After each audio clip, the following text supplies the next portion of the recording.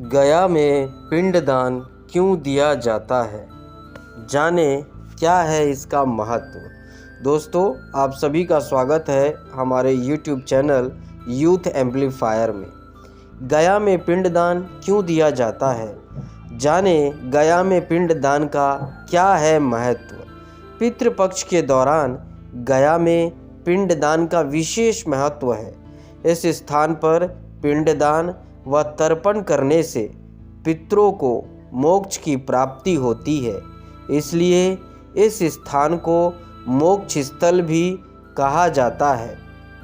यहाँ ब्रह्मा, विष्णु और महेश के अलावा सभी देवी देवता यहाँ विराजमान हैं। आइए जानते हैं गया में पिंडदान क्यों दिया जाता है और इस तीर्थ स्थल का क्यों है इतना महत्व। वैसे तो पिंडदान, तर्पण और श्राद्ध कर्म के लिए भारत में कई जगह है, लेकिन फल्गु नदी के तट पर स्थित गया शहर का अपना विशेष महत्व है। धार्मिक मान्यताओं के अनुसार सर्व पितृ अमावस्या के दिन गया में पिंडदान करने से 108 कुल और 7 पीढ़ियों का उद्धार हो जाता है। दोस्तों, 108 कुल और 7 पीढ़ियों का पिंडदान करने से गया में उद्धार हो जाता है और पितरों की आत्मा को शांति मिलती है। साथ ही पितरों को मोक्ष की प्राप्ति होती है, इसलिए इस स्थान को मोक्ष स्थली कहा जाता है। पुराणों में बताया गया है कि प्राचीन शहर गया में भगवान विष्णु स्वयं पितृदेव के रूप में निवास करते हैं। आइए जाते हैं गया में क्यों है पिंडदान का महत्व। गया में पिंडदान का महत्व देश भर में श्राद्ध क्रम और पिंडदान के लिए 55 स्थानों का महत्वपूर्ण माना गया है, जिसमें बिहार के गया का स्थान सर्वोपरि माना गया है।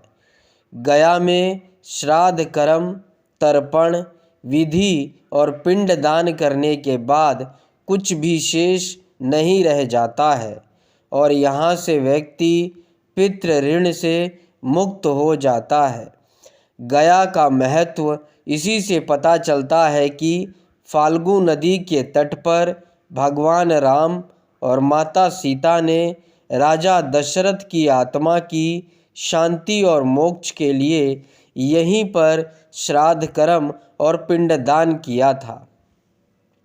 साथ ही महाभारत काल में पांडवों ने भी इसी स्थान पर श्राद्ध किया था।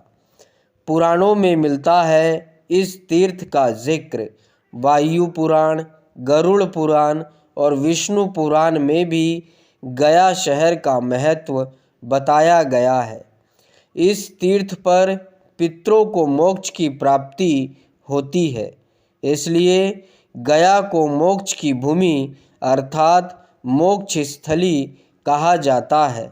गया शहर में हर साल पितृपक्ष के दौरान एक बार मेला लगता है, जिसे पितृपक्ष का मेला भी कहा जाता है। गया शहर हिंदुओं के साथ साथ बौद्ध धर्म के लिए भी पवित्र स्थल है। बौद्ध गया को भगवान बुद्ध की भूमि भी कहा गया है। यहाँ पर बौद्ध धर्म के अनुयायियों ने अपनी शैली में यहाँ कई मंदिरों का निर्माण करवाया है। गया तीर्थ को लेकर पौराणिक कथा।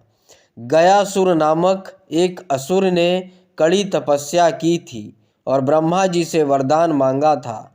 गयासुर ने ब्रह्मा जी से वरदान मांगा था कि उसका शरीर पवित्र हो जाए और लोग उसके दर्शन कर पाप मुक्त हो जाए। इस वरदान के बाद लोगों में भय खत्म हो गया और पाप करने लगे लोग। पाप करने के बाद वह गयासुर के दर्शन करते और पाप मुक्त हो जाते। ऐसा होने से स्वर्ग और नरक का संतुलन बिगड़ने लगा। बड़े बड़े पापी भी स्वर्ग पहुँचने लगे। गदाधर के रूप में विराजमान हैं भगवान विष्णु। इन सबसे बचने के लिए देवतागण गयासुर के पास पहुँचे और यज्ञ के लिए पवित्र स्थान की मांग की। गयासुर ने अपना शरीर ही देवताओं को यज्ञ के लिए दे दिया और कहा कि आप मेरे ऊपर ही यज्ञ करें। जब गयासुर लेटा तो उसका शरीर 5 कोस में फैल गया और यही 5 कोस आगे चलकर गया बन गया। गयासुर के पुण्य प्रभाव से वह स्थान तीर्थ के रूप में जाना गया। गया में पहले विविध नामों से 360 वेदियाँ थीं, लेकिन अब केवल 48 ही शेष बची है। गया में भगवान विष्णु गदाधर के रूप में विराजमान है। गया सुर के विशुद्ध शरीर में ब्रह्मा, जनार्दन, शिव तथा पर पितामह निवास करते हैं।